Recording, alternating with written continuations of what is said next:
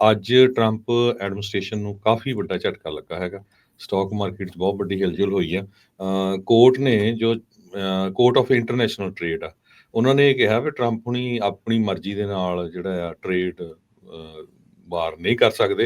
ਇੰਨਾ ਜ਼ਿਆਦਾ ਟੈਰਿਫ ਵਾਰ, ਇੰਨਾ ਜ਼ਿਆਦਾ ਜਿਹੜਾ ਟੈਕਸਸ ਆ, ਜਿਹੜੇ ਟੈਰਿਫਸ ਆ, ਉਹ ਨਹੀਂ ਵਧਾ ਸਕਦੇ ਹੈਗੇ। ਸੋ ਪਰ ਦੂਸਰੇ ਪਾਸੇ ਡਿਪਾਰਟਮੈਂਟ ਆਫ ਜਸਟਿਸ ਨੇ ਆਪਣਾ ਪੱਖ ਦਿੱਤਾ ਆ ਵੀ ਜੇ ਇਸ ਨੂੰ ਐਂਡ ਕੀਤਾ ਗਿਆ ਤੇ ਇਹ ਸਾਡੀ ਨੈਸ਼ਨਲ ਸਿਕਿਉਰਿਟੀ ਤੇ ਡਿਪਲੋਮੈਟਿਕ ਇੰਟਰਸਟ ਨੂੰ ਬਹੁਤ ਜ਼ਿਆਦਾ ਅਫੈਕਟ ਕਰੂਗਾ।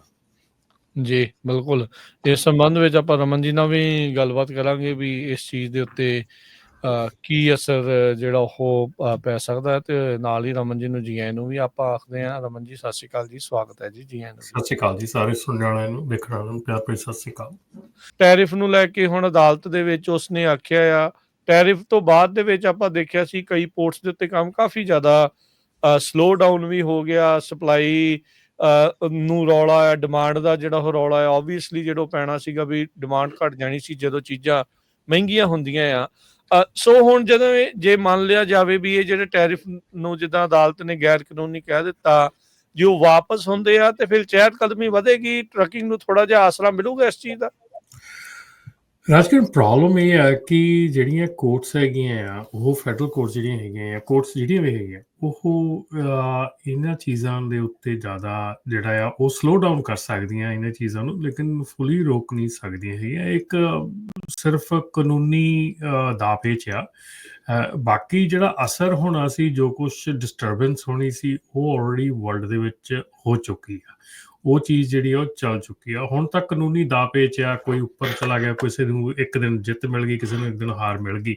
ਸੋ ਇਹ ਕੋਈ ਏਡਾ ਵੱਡਾ ਜਿਹੜਾ ਮਸਲਾ ਨਹੀਂ ਹੈਗਾ। ਪਰ ਆਉਣ ਵਾਲੇ ਸਮੇਂ ਦੇ ਵਿੱਚ ਜਿਹੜੀ ਇਹ ਚੀਜ਼ਾਂ ਆ, ਹੌਲੀ ਹੌਲੀ ਜਿਹੜੀਆਂ ਇਕਨੋਮੀ ਦੇ ਉੱਤੇ ਜਿਹੜਾ ਅਸਰ, ਜਿੱਦਾਂ ਹੁਣ ਹਰਜੋਤ ਭਾਜੀ ਨੇ ਕਿਹਾ ਕਿ ਘਰਾਂ ਦੇ ਵਿੱਚ ਜਿਹੜੀ ਆ ਉਹ ਡਿਫਰੈਂਸ ਹੋ ਰਿਹਾ ਹੈਗਾ, ਘਰਾਂ ਦੀਆਂ ਪ੍ਰਾਈਸਿਸ ਥੱਲੇ ਆ ਰਹੀਆਂ ਹੈਗੀਆਂ।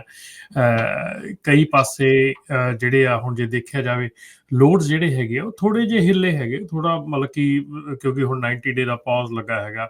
ਇੱਦਾਂ ਹੋਰ ਕਈ ਕੰਟਰੀਜ਼ ਨਾਲ ਡੀਲ ਬਣੀਆਂ ਹੈਗੀਆਂ।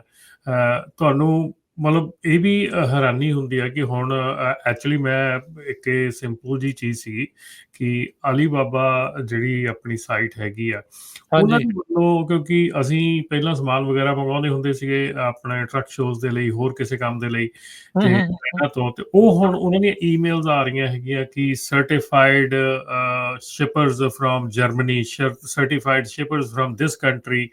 ਸੋ ਉਹਨਾਂ ਦੀ ਈਮੇਲਸ ਆ ਰਹੀਆਂ ਕਿ ਵੱਖਰੀ ਵੱਖਰੀ ਕੰਟਰੀਆਂ ਦੇ ਆ ਰਹੇ ਆ ਕਿ ਫਲਾਨੀ ਕੰਟਰੀ ਤੋਂ ਸਰਟੀਫਾਈਡ ਸ਼ਿਪਰ ਆ, ਤੁਹਾਨੂੰ ਟੈਰਿਫ ਦਾ ਪ੍ਰੋਬਲਮ ਨਹੀਂ ਰਹੂਗੀ, ਆ ਨਹੀਂ ਰਹੂਗਾ।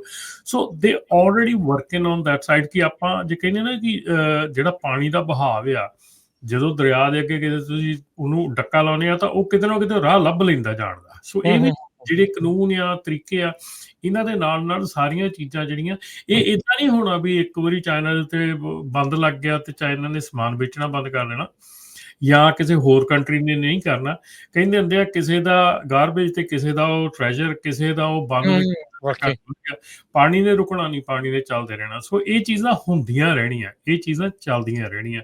ਹਾਂ, ਗਾਏ ਬਗਾਏ ਟਾਈਮ ਟੂ ਟਾਈਮ ਥੋੜਾ ਬਹੁਤ ਅਸਰ ਪੈਂਦਾ ਆ ਮਾਰਕੀਟ ਦੇ ਉੱਤੇ, ਔਰ ਖਾਸ ਕਰਕੇ ਅਮਰੀਕਾ ਦੀ ਜਿਹੜੀ ਇੰਡਸਟਰੀ, ਅਮਰੀਕਾ ਦੀ ਮਾਰਕੀਟ ਹੈ ਜਾਂ ਕੈਨੇਡਾ ਦੀ ਲੈ ਲਈਏ ਆਪਾਂ, ਖਾਸ ਕਰਕੇ ਆਪਾਂ ਜਿਹੜੇ ਲੋਕੀ ਹੈਗੇ ਨਾ, ਆਪਾਂ ਸਪੋਇਲਡ ਬਹੁਤ ਜ਼ਿਆਦਾ ਹੋ ਚੁੱਕੇ ਹਾਂ ਇੱਥੇ।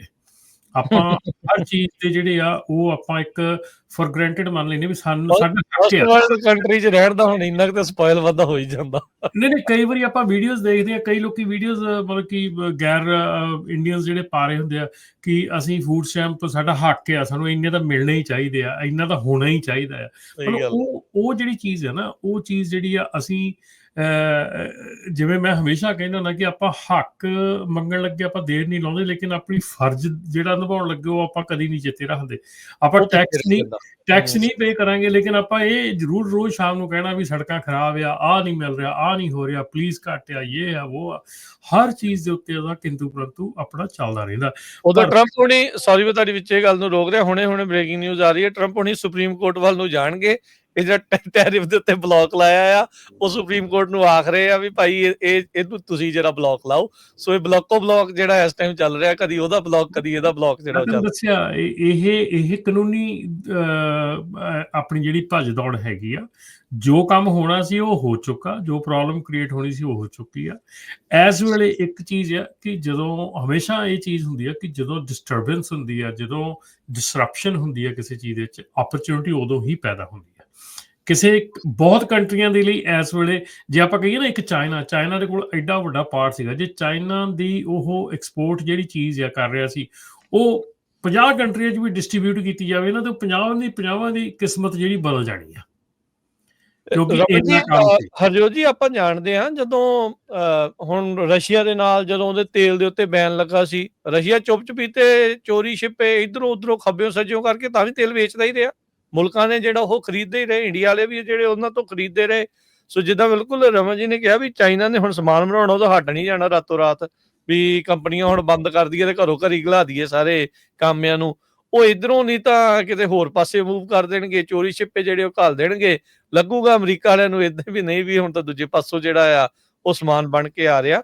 ਸੋ ਉਹ ਕਿਹੜਾ ਬੱਚੇ ਆ, ਉਹ ਉਹਨਾਂ ਦਾ ਵੀ ਰੋਜ਼ ਦਾ ਹੀ ਜਿਹੜਾ ਉਹ ਕੰਮ ਆ, ਕਿੱਦਾਂ ਸਿਸਟਮ ਨੂੰ ਖੱਬੇ ਸੱਜੇ ਕਰਨਾ ਹੈ, ਉਸ ਤਰੀਕੇ ਦੇ ਨਾਲ ਕਰਦੇ ਆ। ਪਰ ਇਹ ਆ ਵੀ ਜੀ ਰਮਨ ਜੀ ਬਾਕੀ ਰਾਜਕਰਨ ਖੱਬੇ ਸੱਜੇ ਕਰਨ ਨੂੰ ਤਾਂ ਆਪਾਂ ਵੀ ਘੱਟ ਨਹੀਂ ਹੈਗੇ। ਜੇ ਅਗਲੀ ਆਪਾਂ ਖਬਰ ਖੱਬੇ ਸੱਜੇ ਵਾਲੀ ਲੱਗਦੀ ਆ। ਹਾਂ, ਖਬਰ ਸਾਂਝੀ ਕਰੀਏ ਤੇ ਇਹ ਖਬਰ ਵੀ ਬਹੁਤ ਜਿਹੜੀ ਆਪਾਂ ਬਹੁਤ ਦੇਰ ਤੋਂ ਇਹ ਚੀਜ਼ਾਂ ਕਹਿੰਦੇ ਆ ਰਹੇ ਸੀਗੇ, ਬਹੁਤ ਚੀਜ਼ ਦੇਰ ਤੋਂ ਆਪਾਂ ਇਹ ਕਰਦੇ ਆ ਰਹੇ ਸੀ ਵੀ ਕੰਮ ਜ਼ਰੂਰ ਮੱਠਾ ਹੈਗਾ, ਪਰ ਗਲਤ ਕੰਮ ਨਾ ਕਰੀਏ। ਗਲਤ ਕੰਮ ਦਾ ਜਿਹੜਾ ਨਤੀਜਾ ਹੈਗਾ ਉਹ ਬਹੁਤ ਮਾੜਾ ਹੈਗਾ। ਦੇਰ ਲੱਗ ਜਾਂਦੀ ਹੈ ਸ਼ਾਇਦ ਕਈ ਵਾਰੀ, ਪਰ ਖਾਸ ਕਰਕੇ ਇਹਨਾਂ ਕੰਟਰੀਆਂ ਦੇ ਵਿੱਚ ਜੇ ਤੁਸੀਂ ਗਲਤ ਕੰਮ ਕੀਤਾ ਹੈਗਾ ਤਾਂ ਕਿਤੇ ਨਾ ਕਿਤੇ ਜਾ ਕੇ ਤੁਹਾਡਾ ਸ਼ਿਕੰਜਾ ਕੱਸਿਆ ਜਾਂਦਾ ਹੈਗਾ। ਸੋ ਇਹ ਜਾਣਕਾਰੀ ਜਿਹੜੀ ਆ, ਇਹ ਆਪਣੀ ਜਿਹੜੀ ਨਿਊਜ਼ ਹੈਗੀ ਆ ਤੁਹਾਡੇ ਫ੍ਰਿਜ਼ਨੋ ਦੀ ਆ। ਫ੍ਰਿਜ਼ਨੋ ਦੇ ਵਿੱਚ ਸਾਡਾ ਕੋਈ ਸਾਡੇ ਸਿਰ ਤੇ ਨਾ ਭਾਈ, ਜੋ ਤੁਸੀਂ ਵੀ ਇੱਥੇ ਰਹਿ ਕੇ ਗਏ ਆ।